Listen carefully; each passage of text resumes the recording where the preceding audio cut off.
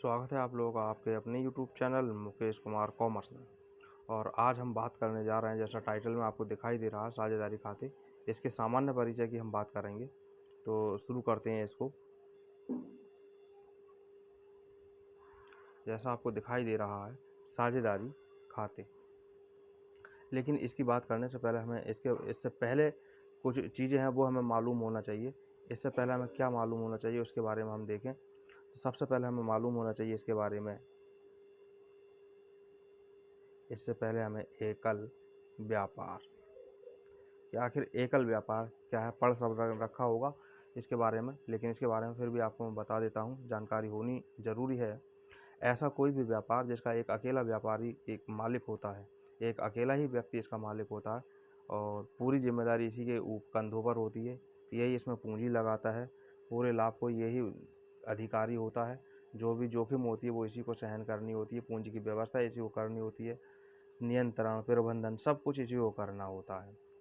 तो ऐसा जो व्यापार होता है, ऐसे व्यापार को एकल व्यापार कहते हैं और ऐसे व्यापारी को एकल व्यापारी कहते हैं, क्योंकि इसके पास सारा कुछ सीमित होता है। जो ये हमारे पास एकल व्यापार है, इसके पास, एकल व्यापारी के पास में, एकल व्यापार के पास में सब कुछ सीमित होता है। इसकी प्रबंध कुशलता सीमित होती है, पूंजी प्राप्त करने के साधन सीमित होते हैं, नियंत्रण सीमित होता है, निर्णय लेने की क्षमता सीमित होती है, स्थान सीमित, सब कुछ इसके पास सीमित होता है। जैसे फेरी वाला है, वो भी हमारा एकल व्यापार कहलाता है। उसका व्यापार, एकल व्यापारी, कोई भी दुकानदार है, एकल व्यापारी, ये सब ये कहलाते हैं।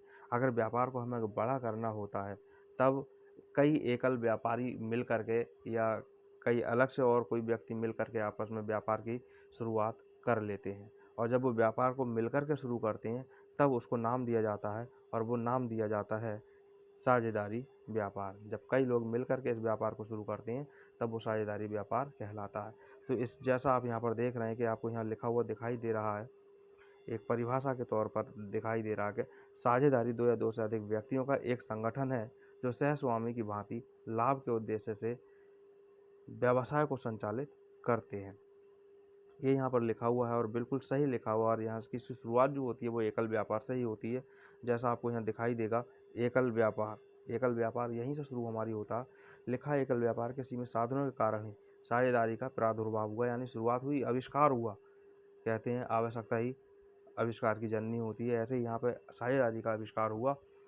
एकल व्यापारी के पूंजी प्राप्त करने के साधन, उनकी कुशलता एवं प्रबंध क्षमता सीमित होती है, जिसके कारण वह विकासशील व्यवसाय की सभी आवश्यकताओं को स्वयं पूरा नहीं कर सकता। प्रायः यह देखने में आता है कि कोई भी व्यक्ति सर्वगुण संपन्न नहीं होता। ये बात बिल्कुल हकीकत है कि कोई भी व्यक्ति सर्वगुण संपन्न नहीं होता है। लेकिन यहाँ सर्वगुण संपन्नता की बात आ रही है व्यवसाय की क्वालिटी से संबंधित। जैसे यहाँ किसी के पास पूंजी भरपूर मात्रा में, अंधाधुंध मात्रा में है, तो हो सकता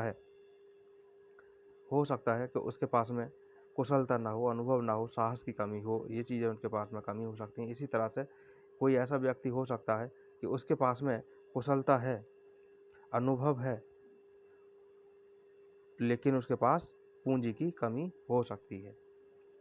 तो इस तरह से विभिन्न गुणों वाले व्यक्ति जब आपस में मिलकर पारस्परिक हित के लिए, यानी एक दूसरे के हित के लिए जब साझेदारी की स्थापना कर लेते हैं, संक्षेप में जैसा यहाँ पर लिखा हुआ है कि व्यवसाय हेतु ऐसे व्यक्तियों के समूहीकरण को, यानी संगठन को साझेदारी संगठन यानी साझेदारी कहा जाता है। तो इस तरह से ये साझेदारी की यहाँ पर परिभाषा का पूरा यहाँ पर दे रखा है। बात आती है साझेदारी की परिभाषा, ये तुम्हारा अर्थ हो गया, यहाँ पर पूरी व्याख्या सहित यहाँ पर हो गया। बात आती है साझेदारी की परिभाषा। तो भारतीय साझेदारी करने के लिए कोई आपत्ति नहीं है भारत के अंदर या किसी भी देश के अंदर। लेकिन हम भारत में, तो भारत की बात करेंगे।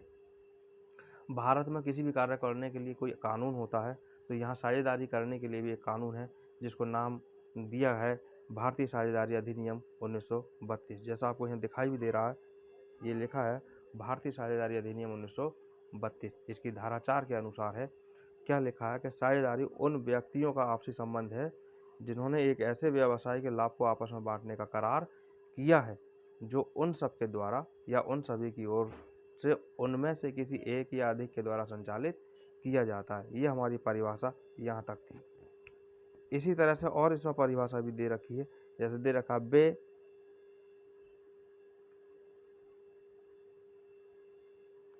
वे सभी व्यक्ति जिन्होंने एक दूसरे से साझेदारी कर ली हो, व्यक्तिगत रूप से वे साझेदार कहलाते हैं और सामूहिक रूप से वे कहलाते हैं फर्म।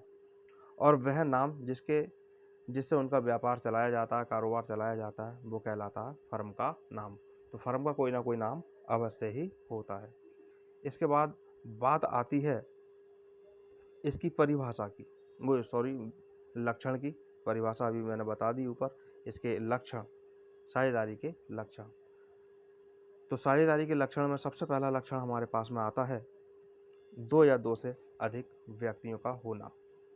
क्योंकि कोई भी व्यक्ति अपने आप में आपस में अपने आप से साझेदारी नहीं करता, किसी अन्य व्यक्ति से करता है।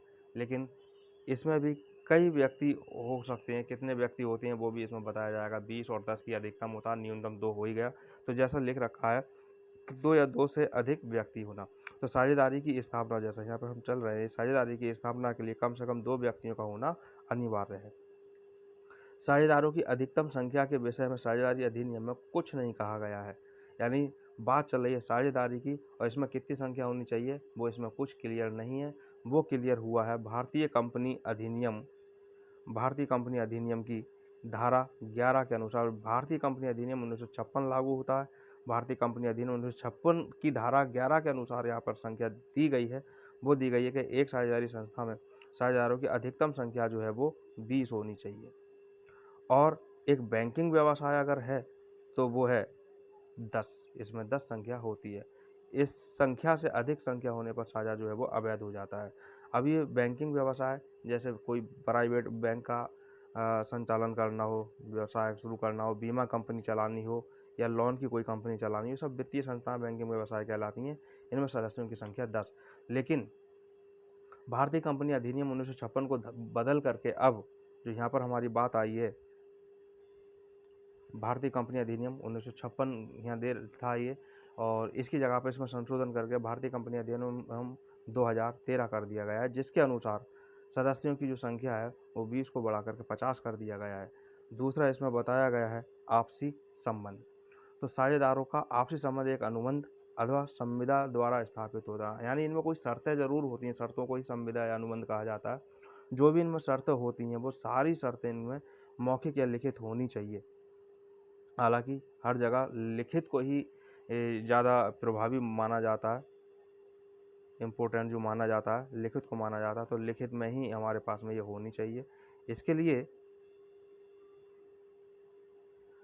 अन्य शब्दों में जैसे लिखा है, अन्य शब्दों में साझेदारी की स्थापना अनुबंध द्वारा ही होती है। अतः यह आवश्यक है कि साझेदारों में किसी न किसी प्रकार का लिखित अनुबंध यानी एग्रीमेंट जरूर होना चाहिए, जिसको हम डीड भी बोलते हैं, पार्टनरशिप डीड। उसमें पूरी शर्तें लिखी जाती हैं कि किस तरह से क्या होना है, सारी बातें उसमें लिखी जाती हैं। इसके बारे में आगे भी पूरी बात की जाएगी एग्रीमेंट के बारे में। तीसरी यहाँ पर बात आती है, हम यहाँ पर बात कर चुके हैं इसके बारे में। यहाँ इसकी हमारी बात हो गई, यहाँ इसकी बात हो गई, यहाँ इसकी बात हो गई, यहाँ इसकी बात हम कर रहे हैं व्यवसाय। तो साझेदारी के लिए यह आवश्यक है कि साझेदार कोई ना कोई व्यवसाय अवश्य करें।